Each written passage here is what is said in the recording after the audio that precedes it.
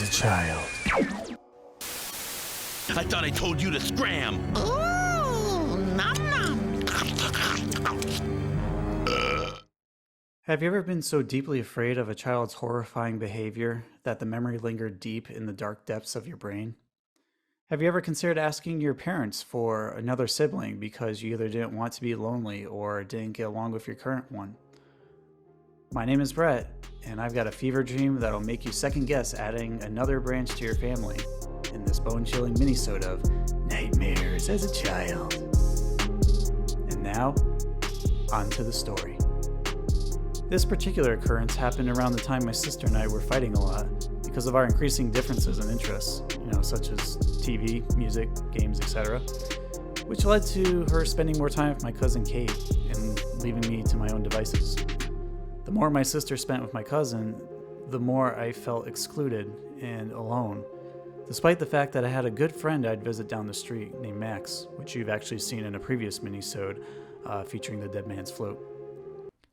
One weekend afternoon, I asked my parents, point blank, in their bedroom, "Mom, Dad, can I have another brother to play with?" My parents felt my pain, but suggested I learn to get along with my sister and find things we both can enjoy together instead. One of those things was watching Rugrats together in the 90s. We both loved the show, though we each had our own favorite characters. I was a Tommy and Chucky fan, while she identified with Angelica and sometimes Lil. On the day we happened to watch the episode, Angelica's Worst Nightmare, together, things got pretty wild. Everything seemed ordinary about our little TV session together, other than it focused a lot on Angelica's desperate need for attention. And once I noticed that small, tiny detail, that's when I leaned in closer to learn more. Upon hearing the news Angelica may be getting a baby brother, she seemed troubled by the idea in the episode that her parents will stop caring about her once he's born. It helped me look at Angelica in a different light, one where she is more human and vulnerable, much different than her tyrannical, self-absorbed persona. A few minutes later in the episode, my sister and I witnessed something so shocking, so perturbing, we'd never forget it. When Angelica's dream sequence began, my sister and I noticed the scenes were in a stark contrast to the rest of the episode. Everything looked far more dimly lit in Angelica's house with an off color palette. We see Angelica approach her parents, who were busy showering her new baby brother with attention. Nothing strange yet, until the new baby sits up abruptly. That's when things got real. This baby has a grotesque, mannish face, akin to the infamous 1930s gangster, Edward G. Robinson. "Yeah, see?" And a booming, uncharacteristic voice to match. And you better get something straight right off the bat.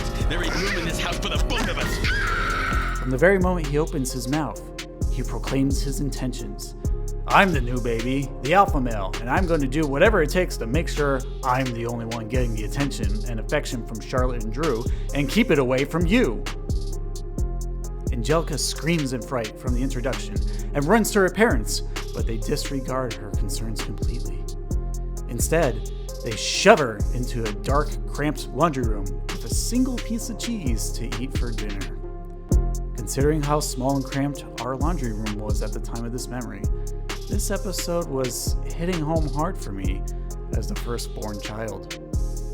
Big boy Pickles shows up a moment later in the episode, this time as big as one of the parents. He grabs Angelica's cheese, eats it, burps in her face, and threatens her to get out. Angelica runs away frantically down to the garage where her getaway car, which is kind of like a Power Wheels car, awaits. Within moments, she floors the gas pedal and bursts through the garage door, not looking back. Unfortunately, her efforts are in vain. Big Boy is now the size of Godzilla, and he stops Angelica on the street, cold in her tracks.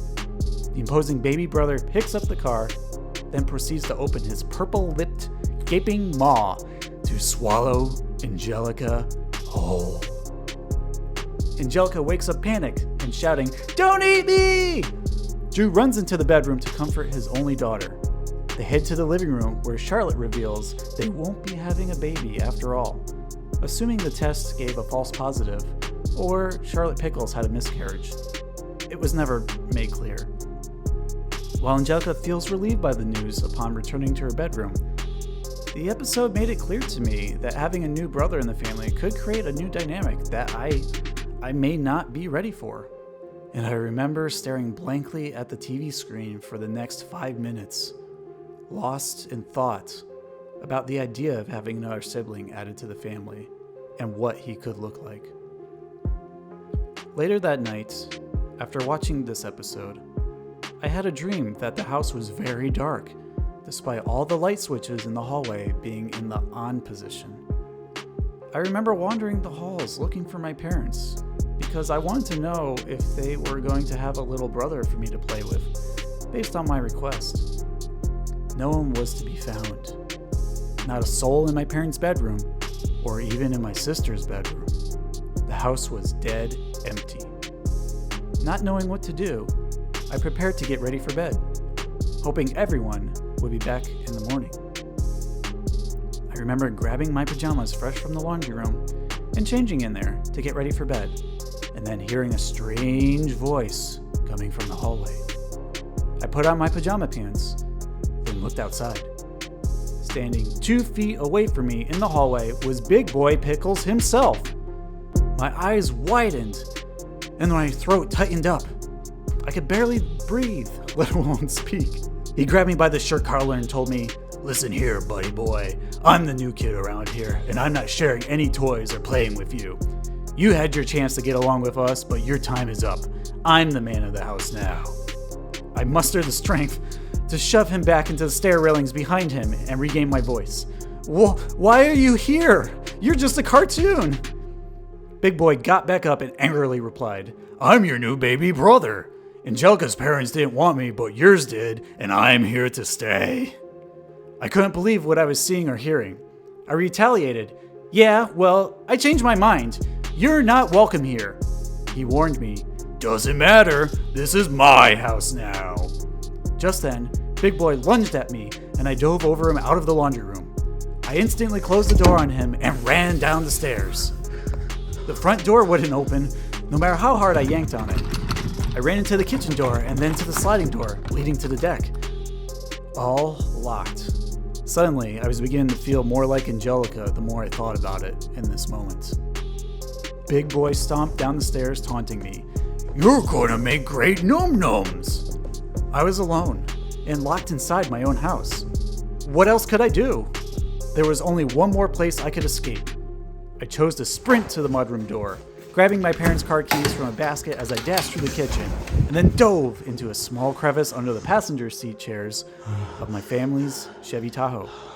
All I could think about was, stay quiet, and maybe he won't hear you. Breathing heavily through my nose not to make a peep.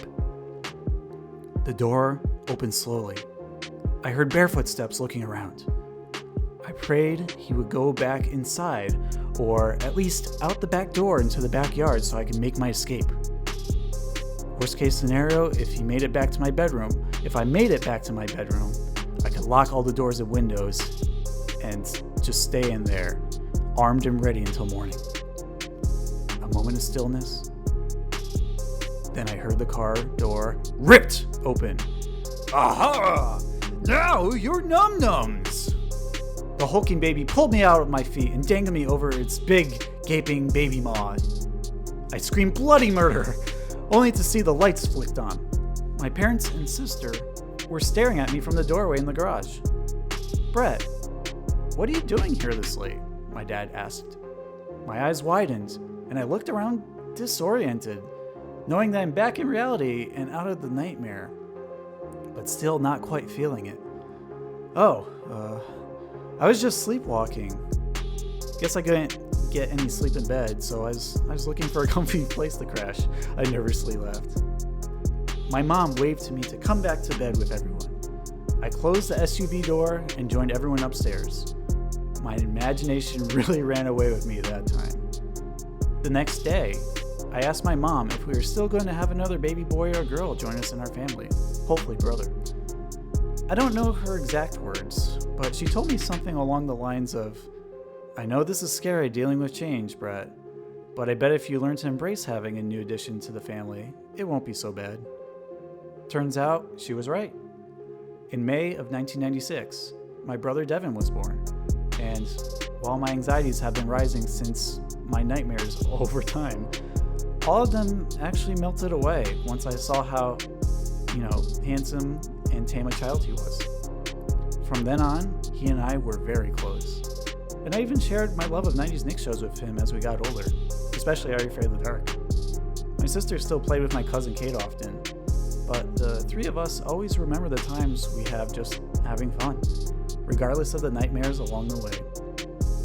The only remnant of the show in my memory remaining is the quote, "Well, now you're num-nums," to which my sister and I still laugh about that shared memory, watching Rugrats on her tiny TV in her room together, back in our old house when we were kids. What do you think about this story, Slimesters? Are there any similar instances of your childhood that you could relate to?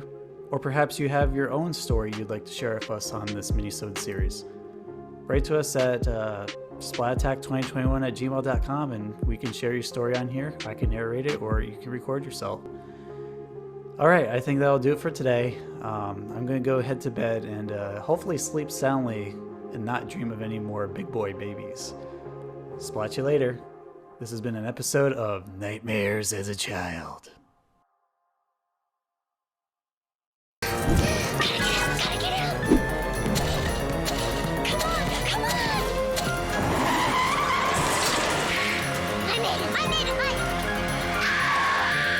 Where do you think you're going, sister? I wonder what a toy car would taste like. No, please! I'm your big sister! Well, now you're not.